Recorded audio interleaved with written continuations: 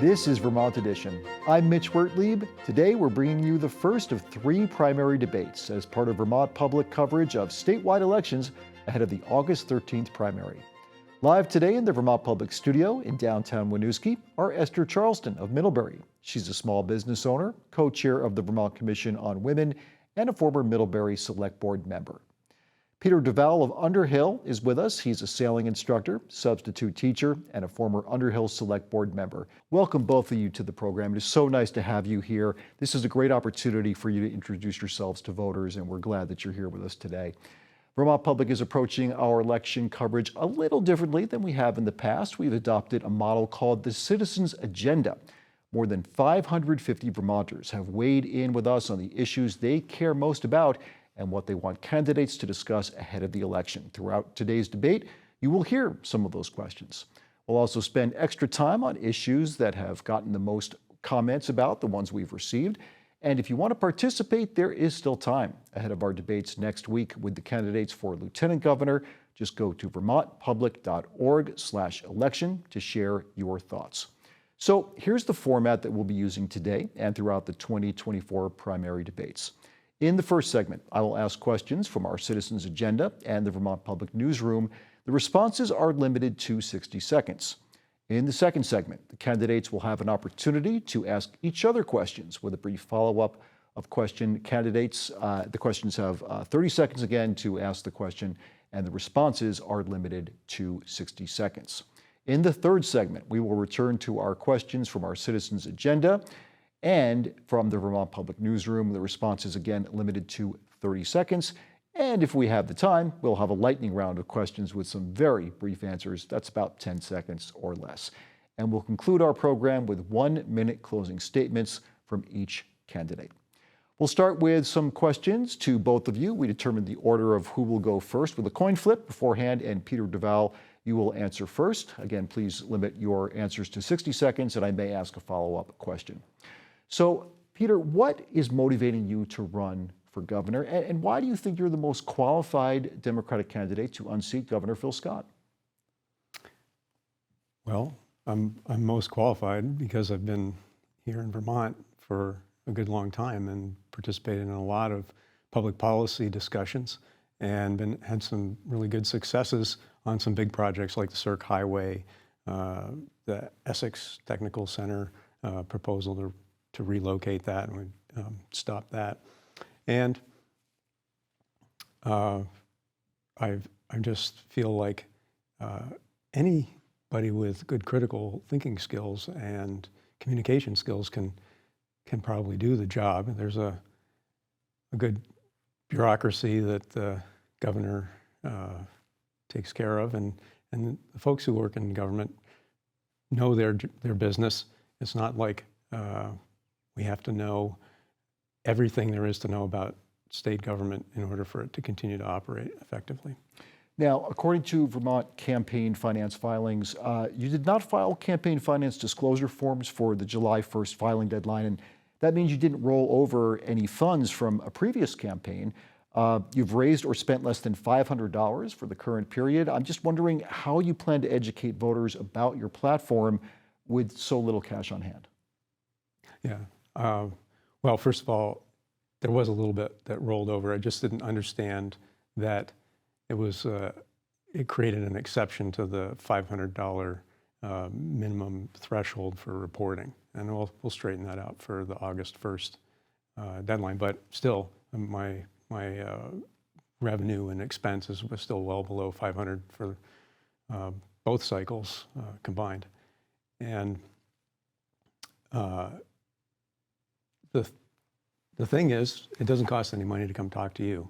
And this is perhaps the biggest opportunity we have to talk to a lot of Vermonters. And it's doesn't require a big campaign budget or staff. I just need to come and have a chat with you. Well, we're glad you're here. Esther Charlestin, same first question to you. What is motivating you to run for governor, and why do you think you're qualified to unseat Governor Phil Scott? Well, I'm running for governor because I am invested in this amazing state. I have 2 beautiful children who inspire me and help me think about the future. And so they are my inspiration, but also wanting everyone in Vermont to thrive. As I think about our housing issues, having experienced it myself, I know that it's important that we deal with these issues head on, and having somebody at the table who understands them on a personal level as well as a policy level and willing to work with legislators is why I believe I'm the person. Now, you know that Governor Phil Scott is one of the most popular governors in the country, according to polling, and he gets a lot of support from Democrats, even though he's a Republican in this state. What would your message be to Democratic voters to convince them to, leave their support for Governor Scott and support you instead? I would say this is our time. It is our time to vote blue. And as I think about as Kamala Harris is rising and we want to be true Democrats, first I would say there are those who are lukewarm. So those are the folks that I would talk to first. But getting my message out there by meeting folks and letting them know who I am and answering their questions is the best way to do it. You mentioned housing briefly, that you had experienced some issues. What did you mean by that? Yeah, I was a renter who had two of my landlords say, hey, I'm ready to sell my house. Understandable with the climate. And it was hard to find housing again. So understanding how scarce housing is right now and how much it cost. And so at the time, it was out of reach for me to buy those homes. So it's important that we make it accessible for all. Okay, we're going to get into some housing questions now. The Vermont Housing Finance Agency projects that Vermont needs at least 30,000 more homes by the year 2030 to meet demand. But Tina from Grand Isle wrote to us to say that everyone talks about affordability and lack of housing, yet no one seems to offer suggestions in order to achieve that. Peter Duval, what practical measures I'm sorry, Esther, let me ask you this question first, since we did talk to you about housing. What measures are you proposing to address Vermont's housing crisis? Absolutely. I believe the housing crisis is multifaceted. And so it's important that we understand, yes, we have to do investments, but we also have to address the regulatory barriers. And my administration, we would be committed to supporting changes in zoning policies and to help remove those barriers. And that includes exploring options for low to middle income families so that they can rent or purchase homes. I think about making transition housing accessible and the quality, making sure that we have a housing first model for those, making sure people are housed first, and then let's figure out how to make that happen and keep them housed in a way that's sustainable. And so not only have folks get housing, but stay in their housing. Peter, let me turn that question to you. What about the housing crisis? What are some practical measures that you could propose to address this housing crisis in Vermont? Well, I think it's important to distinguish and separate the two ideas of long-term market situation for housing and then the immediate need for shelter, just as Brenda Siegel recommended last cycle. For the short term, I think production of tiny houses and pods would be something that could happen pretty quickly, and I can give more details elsewhere. The housing market is supposed to be a market that corrects itself, and I think the problem here is not just that there's a shortage of housing. Usually when there's a shortage of something, there's also an excess of something, and it may be that there's an excess of demand for housing, and we can adjust the demand, deal with the demand by restoring the size of households. Household size has been shrinking, and I think there's an opportunity to get working on the demand side of things, and that'll be a lot quicker than building new stuff.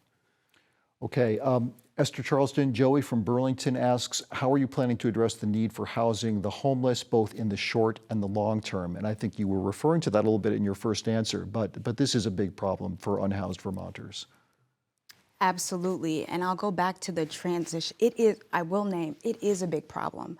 I was actually in Burlington not too long ago and just seeing people in front of the library and people sleeping on the sidewalks. So yes, we're seeing it. And from my understanding, the numbers have grown, especially since 2020. And so yes, it's a problem, and it's something with the size of our state we can fix. And my approach to it is supporting the transitional housing projects. So that means expanding the accessibility and quality of the traditional housing projects, making sure they're in alignment with Housing First. So getting people there first and then figuring it out. Peter, same question for you. How are you planning to address the need for housing for the homeless population in Vermont, both in the short and the long term?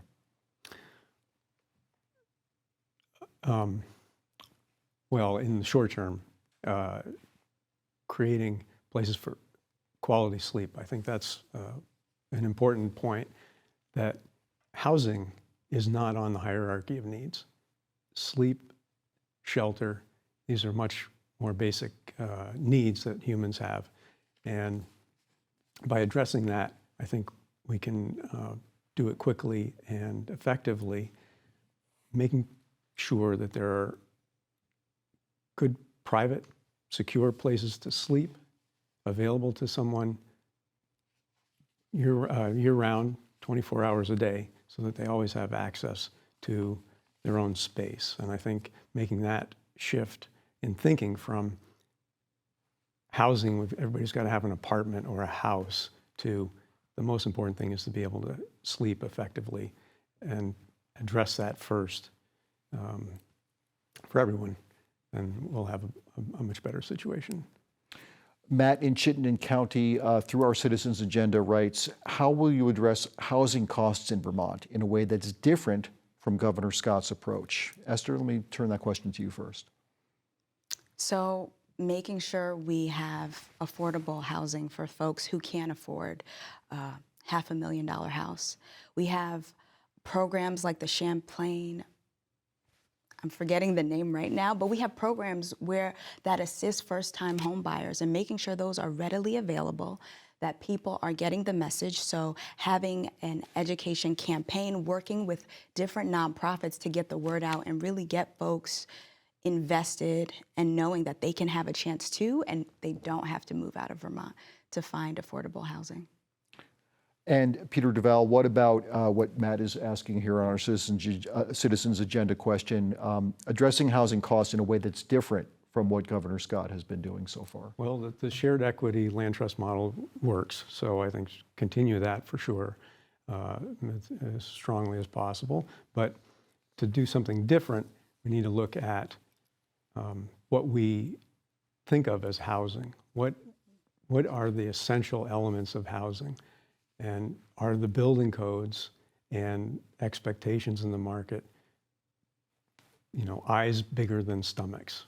Because it does cost a lot of money to build new buildings on green sites. So I think the key thing is to focus on lower cost, not just dealing with affordability, which is a price issue, but the actual cost of construction and development, so that we have a durable repair or fix for the problem. Okay. Let's talk about affordability here. Vermont has the second worst retention record for students leaving the state after college graduation. So a person from Windham County asks via the Citizens Agenda, what are you going to do to make Vermont more affordable and more attractive for young people? Esther Charlestin, what can we do about that? I'm so sorry. Peter Duval, let me ask you that question first. I'll get the order right. Just bear with me here. That question to you first, to get young people, to stay in the state. What can we do? Well, I'm going to ask about the premise. I mean, it's a small state. It's small in area, but even smaller in population size. I mean, we wouldn't want to demand that kids stick around, lower Manhattan for their entire lives. There's a big world out there. I think it's fine that Vermont kids and Vermont college students from away take a turn and go somewhere else, check it out. Send some remittance back to Vermont, of course, and come back later when there's something good for them to do when they're in Vermont. And well, what do you think of the incentive programs? Like it's defunct now, but the worker relocation incentive program that pays people to relocate to Vermont, would that be something you'd be interested in? well, that was an awesome gimmick, and I don't think it's necessary now to pay people to come to Vermont. It's maybe there are people who want to leave Vermont and are having trouble getting out of their homes or getting into homes somewhere else. So I think that might be an area to look at. The idea of incentives takes money, and sometimes direct regulation is more effective and costs nothing. Okay. Esther Charlestin, now bringing this question to you about affordability. Again, sorry for getting out of order there. Again, second worst retention record for students leaving the state after college graduation. What would you do to make Vermont more affordable, more attractive for young people? Mm-hmm. I've worked in a college setting for over 10 years and worked 3 years at Middlebury College. So I've seen folks come and go, and people who are from here also go. And so I do know how hard it is for folks to make a life here, especially if you don't have family here or figuring it out. So what I would do differently, absolutely increase eligibility for Medicaid, so making sure that they can have health insurance while they're here. Housing is a huge one. Having housing downtown, make it walkable for folks, would be more attractive to folks. Making sure childcare is just vibrant and that we have enough childcare for folks, and if they need assistance, that they know what the resources are. We have great resources already in the state, but getting the word out is really, really important. So childcare, housing, and healthcare, because all that is important to make it worthwhile. And what types of businesses, Esther, would you like to attract to Vermont to keep younger generations coming here?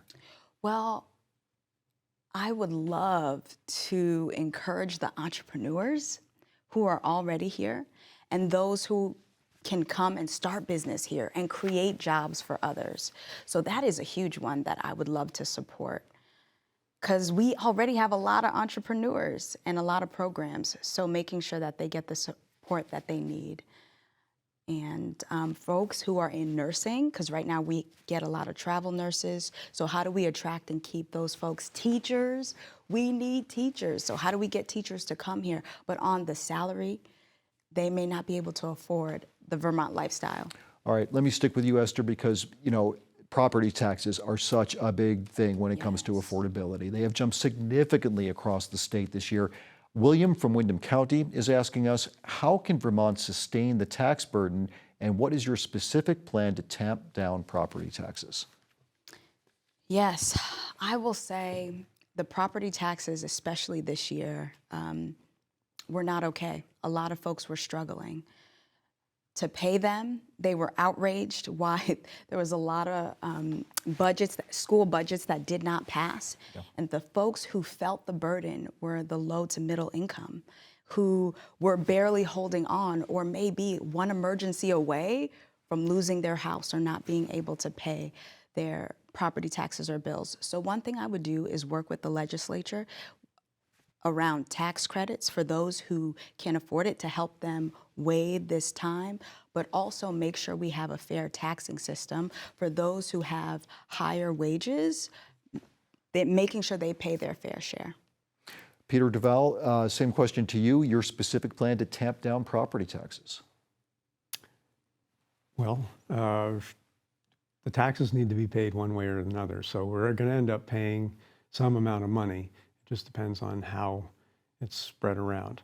And most people pay on their income for the property taxes and related to their residence and the curtilage around the house. And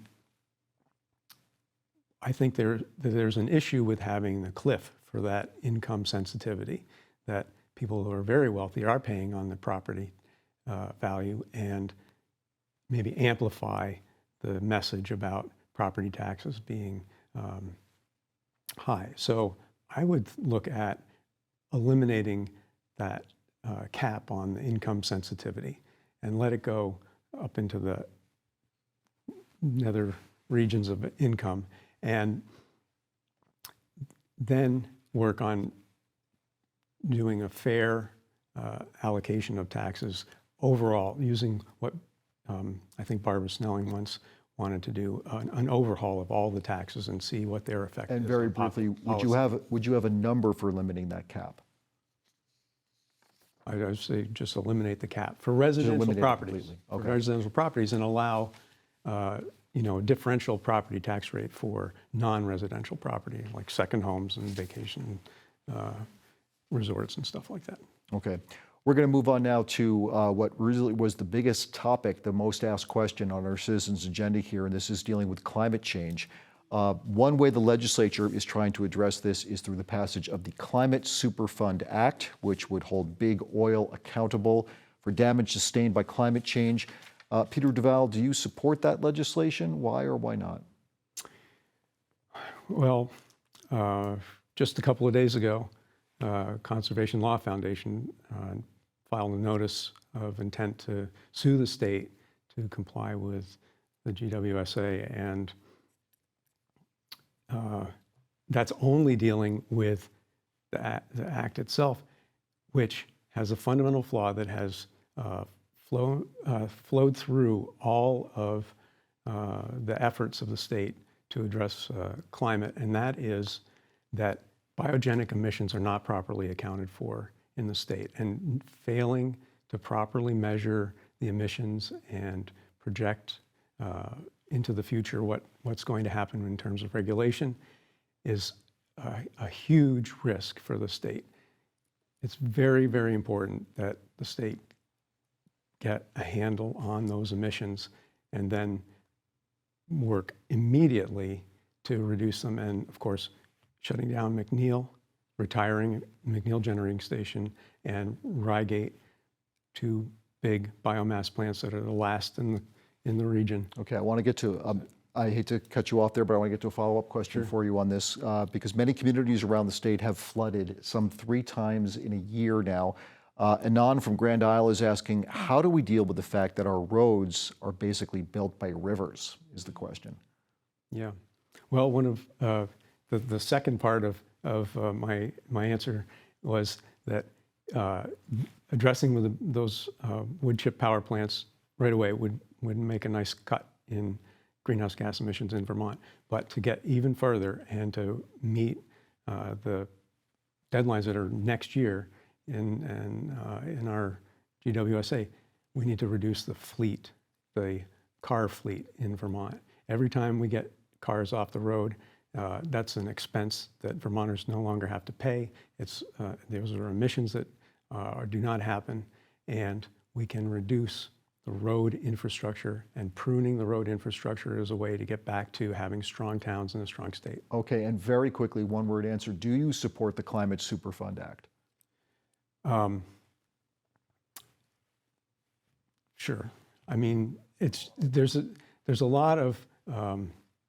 All right, I'm so sorry. We're tight on time. Well, I just was watching the clock. No, I totally understand that. Thank you, and I appreciate you appreciating the time. Esther, same question to you. The Climate Superfund Act. This is again an attempt to get big oil companies to pay for whatever damage has been done due to climate change. Do you support that?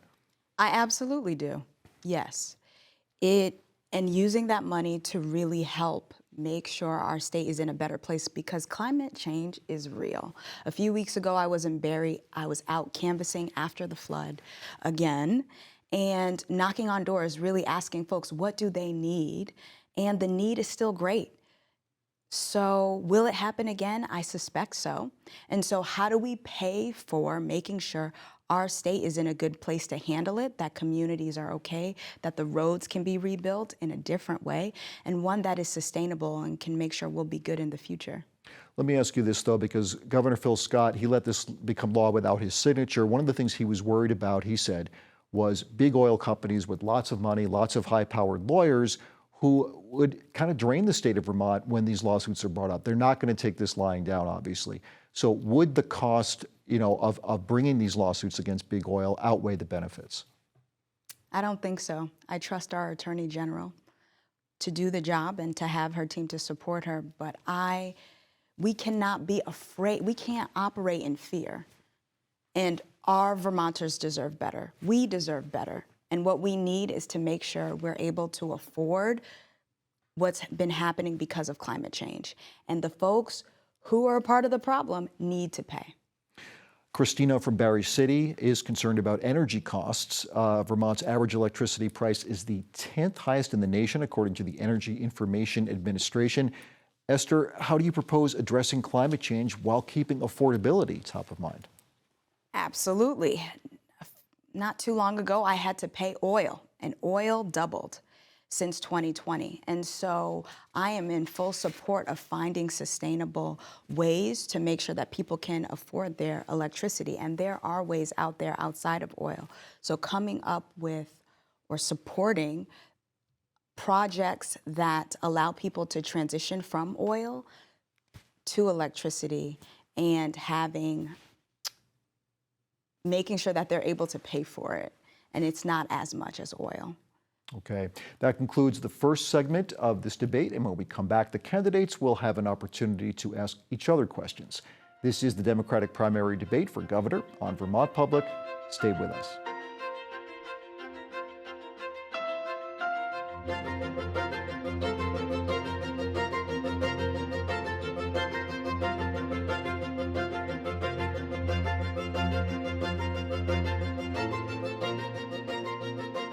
This is the Vermont Public Democratic primary debate for governor. I'm Mitch Wertley, and in the studio in downtown Winooski, joining us today are Esther Charlestin of Middlebury, Peter Duval of Underhill, and the candidates will now have an opportunity to ask each other questions. The questions should not be longer than 30 seconds, and the responses are limited to 60 seconds, and a brief follow-up question will be allowed if a candidate wants to ask it. And so we'll get the first question from Esther Charlestin. Hey, Peter. In the same week that we celebrated the historic possibility of Kamala Harris being the first Black woman president, we also mourned the tragic and unacceptable death of Sonia Massey. As the head of the state, how would you use your voice to show solidarity in the celebrations and tragedies? Well, I don't think it's going to be that effective to deal with those tragedies and celebrations in the moment. The thing to do is to look ahead and think about things that would be effective in addressing structural racism and dealing with all of the ways in which people are oppressed in Vermont. Mm-hmm. And so that would be my goal or my focus, attention put on the long term and looking forward to a better future. Esther, do you have any follow-up you'd like to ask with that, or? No. Okay. Okay. Well, I'll keep on the theme. Police traffic stops are widely regarded as dangerous and racially biased. To reduce fuel consumption and greenhouse gas emissions, while also reducing road casualties, as recommended in Act 200 agency plans from a while back, would you pursue reducing the speed limit on Vermont's interstate highways to 55 miles per hour? And as an anti-racism effort to reduce police traffic stops, would you use automated speed cameras to enforce that speed limit as recommended in the Vermont Bicycle and Pedestrian Coalition legislative agenda? All right. I would say the speed limit to 55, you said? Mm-hmm. I would be okay with that. Yeah, I don't see that being an issue. Reducing police stops? Yeah, by replacing them with cameras. Speed cameras. Yep. I would be open to that with a great plan on how do we pay for it. Okay, well, they kind of pay for themselves with fines, but... Do you have any follow-up with that, Peter, that you'd like to ask? No, that's enough, yeah. All right. Esther, to you. Vermonters across the state are grappling with the opioid crisis. In our last forum, you mentioned that you do not support harm reduction methods, such as overdose prevention centers. How do you plan to address the opioid crisis affecting so many Vermonters? Well, what I did say was that I don't think the overdose prevention centers would address the root cause of these drug. It's not just opioids, it's drugs generally, the supply of these drugs, and would make it easier for users to continue to use. The way to address that is to get the supply back into official channels, back to the point where doctors are prescribing medications for addiction, that are for addicts, and having a safer supply that causes the underground market to shrivel up. And with a strong interdiction program, I think we can close the spigot on new users in Vermont. You have an opportunity for a follow-up, Esther, if you'd like. That is all. That is all. Okay, Peter, to you. Okay, well, let's get back to climate. I've proposed the immediate retirement of McNeil and Rygate, and there's so many reasons to do that, and so much money to be saved with that sort of maneuver, and getting on track with the GWSA goals. What would you do on day one to get Vermont back on track for meeting those goals?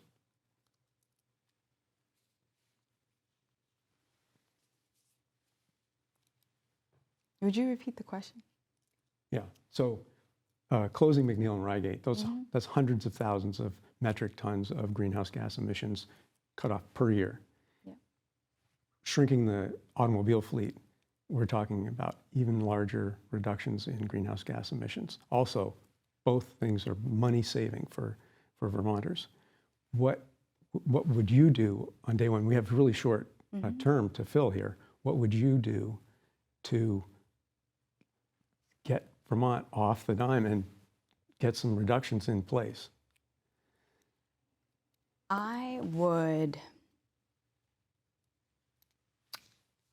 really support our public transit to make sure that people know that there's other options, commuter options, and investing in making our towns walkable so that folks don't have to travel very far, that sidewalks are paved. And so that would be my day one project. Okay, thank you. Esther?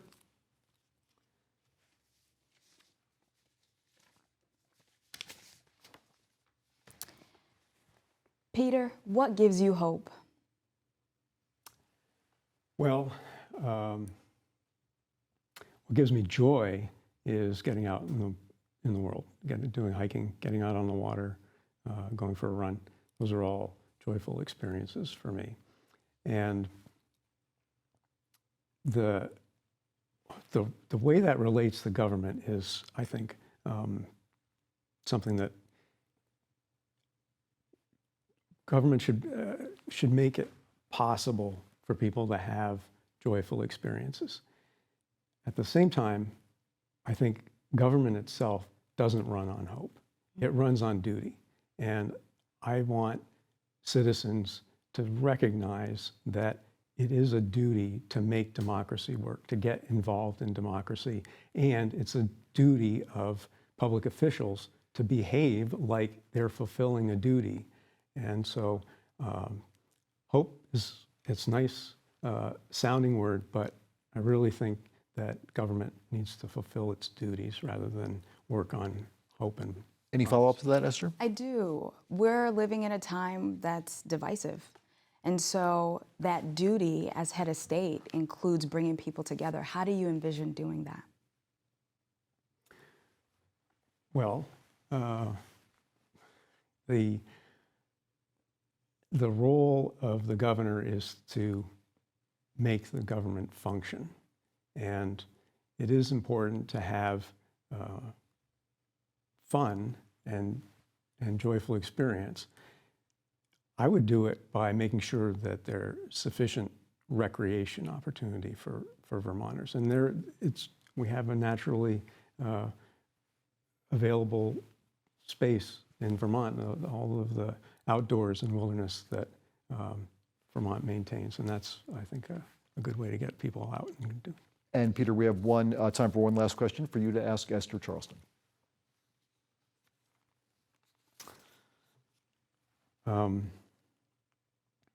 All right, this is a goofy question.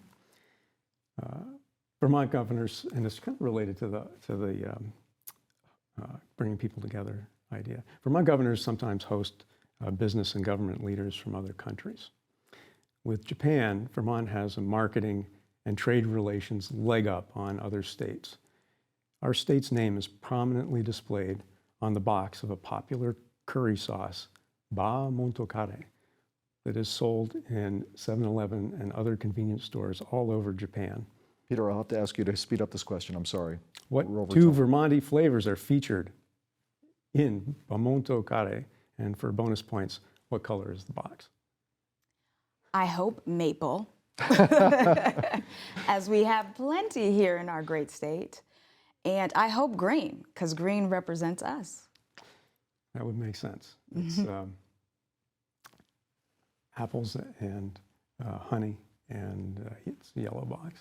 But thank you. Little trivia we've learned today. That's excellent. Esther, we have time for one question for you to ask Peter.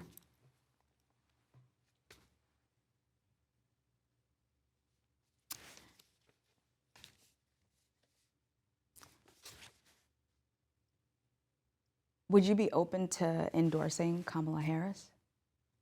Yeah. Yeah. Not open. I mean, I would. Nobody's asked me that before, but yeah. I'm guessing there's no follow-up to that one. Pretty clear answer.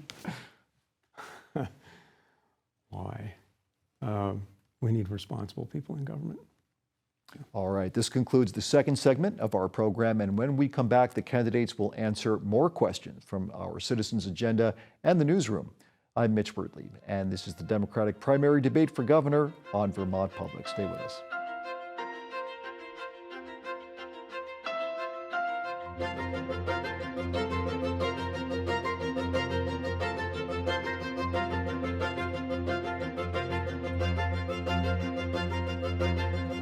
Welcome back to the Democratic primary debate for governor on Vermont Public. And with us today are Esther Charlestin of Middlebury and Peter Duval of Underhill. We'll now return to questions from our Citizens Agenda and the newsroom. And thank you so much to everyone who submitted questions. Just a reminder, candidates, to please limit your answers to 30 seconds. You've both been very good about that so far. Catherine from Chittenden County asks, what can every Vermont politician do to avoid dysfunctional, partisan, and polarized politics in our beloved state? How do you foster harmony and bipartisanship? So, Esther Charlestin, how would you answer that question? Building relationships. Really, it comes down to building relationships. I believe it's important in this time to bring all of us together.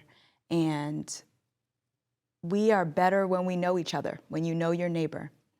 And so I would invest in building those relationships, making time, in having regular meetings, and this would all politicians can do. Open communication, mutual respect, so important. And finding those win-win solutions where we all benefit. Okay, Peter, same question to you. How do we deal with these times of polarization here in Vermont? Well, all of those things that Esther mentioned, but I bring a special feature, and that is that I am a fusion candidate. I am not part of any party machine, and that allows me to talk to everybody. We are running as a Democrat. I am, but the way the election system is set up in Vermont, it's really quite necessary to run in a primary, and this is the primary that is effective for my campaign. So I'm a fusion candidate. I'll talk to everybody. Okay. Peg in Rutland County asks, what do you believe the state's role in addressing the lack of affordable and accessible child care should be? Peter?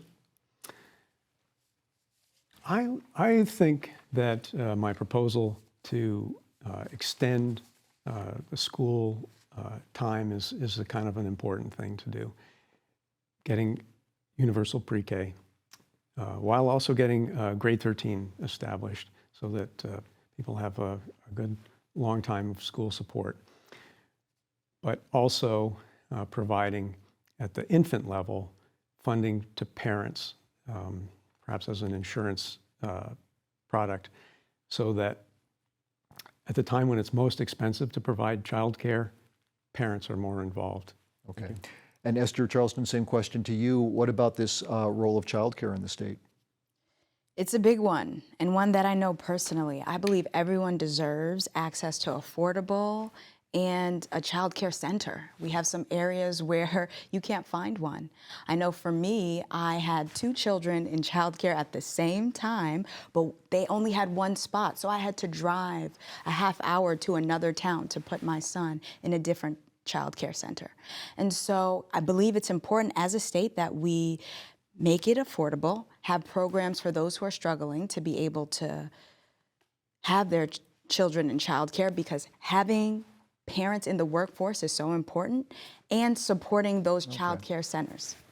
We're going to have to move on to concerns about healthcare now. Costs are up. A lot of comments that we received from our audience this year deal with healthcare, and Vermont expects to see double-digit increases to healthcare premiums.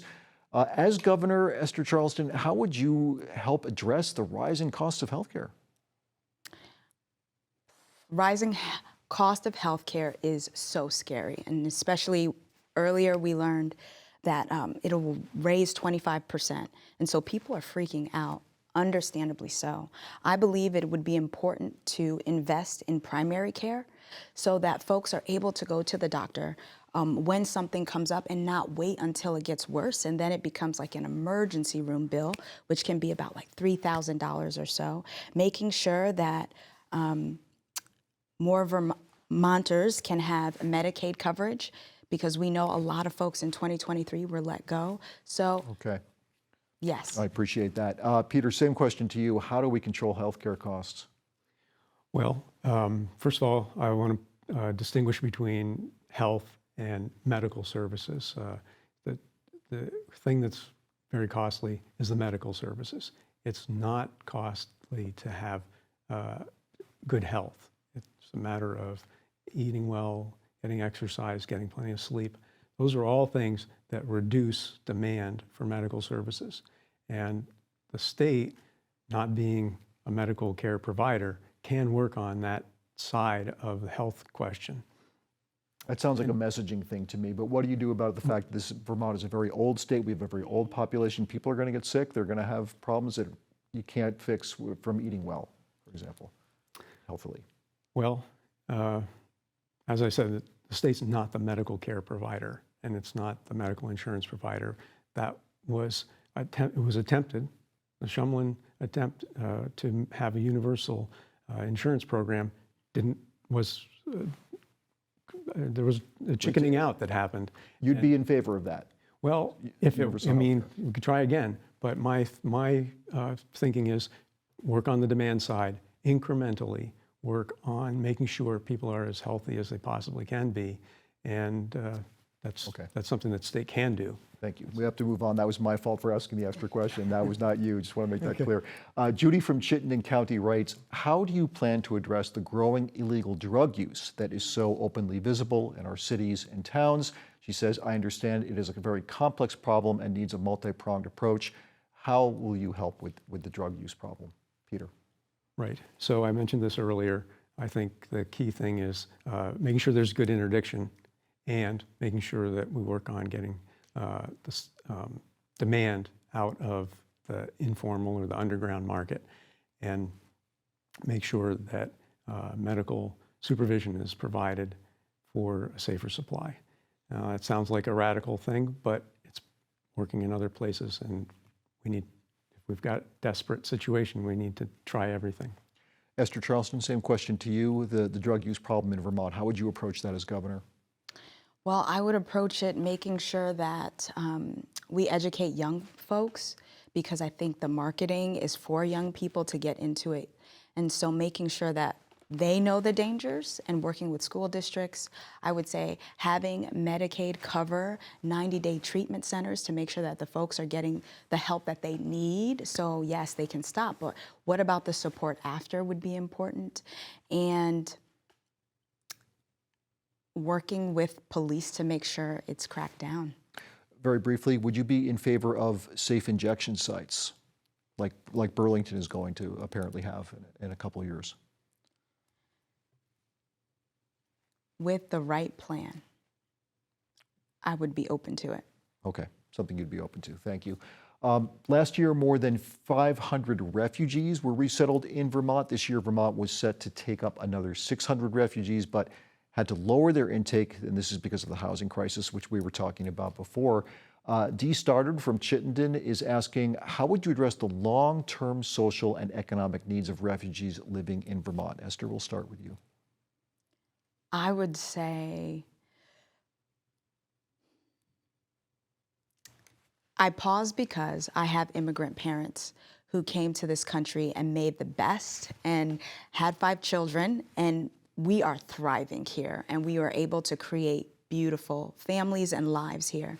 So to think about the refugees who are coming in and knowing this, the support they get matters and can actually make our state even better and greater, because they are interested, from what I've seen in my travel, they're interested in being active citizens here. So I would be invested in making sure they get the support that they need. Okay, let's let Peter answer that same question about Vermont's refugee population. What would you do to support it, or what would your strategy be? Well, I think there are pretty good systems in place for advocacy and support right now. They just need to be maintained and well funded. From a government perspective, I look to the Vermont Constitution, which provided voting rights for all inhabitants. And I would look at making sure that, or changing the Constitution if necessary, so that all over the state residents can vote. And that would be an empowering thing to do, and it would be a universal thing to do. Very briefly, it sounds to me like you're saying you would support immigrants being able to, non-citizens being able to vote in local elections? Yes, and Okay. if it's possible, Okay. statewide elections. Thank you. We have time for a brief lightning round before the end of this debate, so please keep your answers as short as possible, 10 seconds or less. I know it's a challenge. And let's start with you, Peter. Name a Vermonter who inspires you. Ralph Flanders was a senator who stood up to McCarthyism, and I think that's a great thing. Esther Charlestin, a Vermonter who inspires you. Becca Ballot. Yes, she is a powerhouse and made Vermont her home and is now representing us in a beautiful way. Okay. What is the most pressing issue you think Vermont is facing today, Esther? The housing crisis. Peter? It's climate. Climate, okay. Should Vermont raise the minimum wage to $15 an hour? It is currently $13.67 per hour. Peter? I think that's probably too low. I think we should define it as a livable wage and make sure that the tipped wage is eliminated so that everybody is paid a minimum wage. Esther? I believe it should go up, yes. More than the $15? More than the 15. Okay. Question number 4, do you think we should increase wages for Vermont lawmakers, Esther? Absolutely. Absolutely, yes. Yes, it's important. They're doing great and hard work, and it limits who can run and who can participate. Peter? The governor needs friends in the legislature, of course. So, yeah. So, I mean, yes, you would say, okay, pay more. That's great. Is sports betting a net positive or a negative for Vermonters, Peter? Negative. I think we should try to remove the profit incentive from gambling, liquor, and smoking, and combine those in a non-commercial supply chain. Okay. Esther, your feelings on sports betting in Vermont?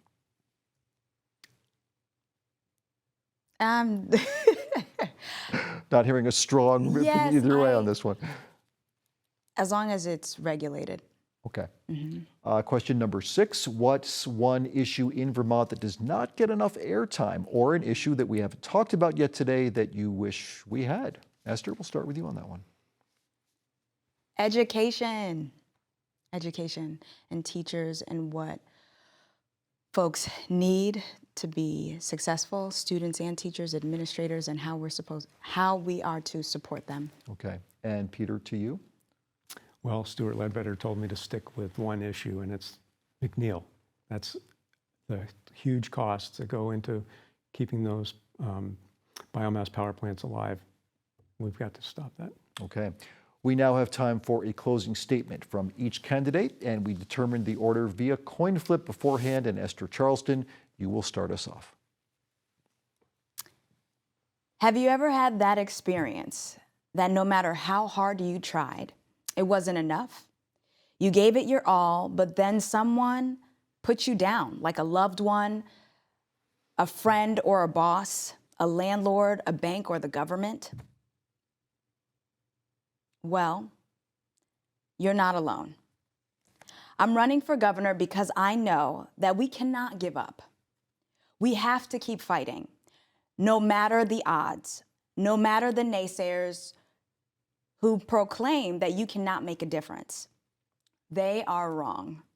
You matter and we all matter. But too many Vermonters are in despair. And as I travel the state, I hear that people are working hard, taking care of their children, and doing their best. But no matter what their efforts are, it's hard to keep up with housing, and too many people fear they are one medical emergency away or a house sale away from being on the streets. So I'm running for governor to speak up and make that difference. Please visit estherforvermont.com to learn more. Thank you. Thank you, Esther. And Peter Duval, your closing statement. Red and blue teams are not getting the job done. They play a zero-sum game of ping pong using the same tired crisis rhetoric. Both teams have lost track of the ball, and both teams are comfortable with the status quo political duopoly. Vermont needs to break out of that political game to foster new perspectives about the problems and opportunities. I'm a fusion candidate running for governor so that voters who care about our planet, the only habitable planet in the known universe, have a choice in the voting booth. I'm running to change the language, ideas, and framing of political debate. We all know that only a candidate named Phil is going to win. So this time, make a protest vote. And please write in Peter Duval for governor on the Republican and progressive ballots, and check my printed name on the Democratic ballot. If you really want to make a statement, cross over to the progressive ballot and write in Peter Duval for governor. Thank you. peterforvermont.earth. This concludes the Democratic primary debate for governor on Vermont Public, and many thanks to the two candidates for being part of the program today, Esther Charlestin of Middlebury, Peter Duval of Underhill. Thank you both so very much. And join us Tuesday and Wednesday next week for the Republican and Democratic primary debates for Lieutenant Governor. You can submit your questions for that debate by emailing Vermont Edition at vermontpublic.org or through our Citizens Agenda form on vermontpublic.org/election. Front Porch Forum is Vermont Public's lead outreach partner for the Citizens Agenda project. The Vermont Public Debate Series is produced by Holt Albee, Daniela Fierro, Michaela Lafrac, with production support from Andrea Lorian, David Rice, Kyle Ambusk, Kaylee Mumford, Joey Palumbo, Riley Cartwright, Frank Elwine, and audio engineering by Peter Angus today. Our radio production was directed by Liz Fuller, and our video production was directed by Brian Stevenson. I'm Mitch Wertlieb. Thank you so much for joining us.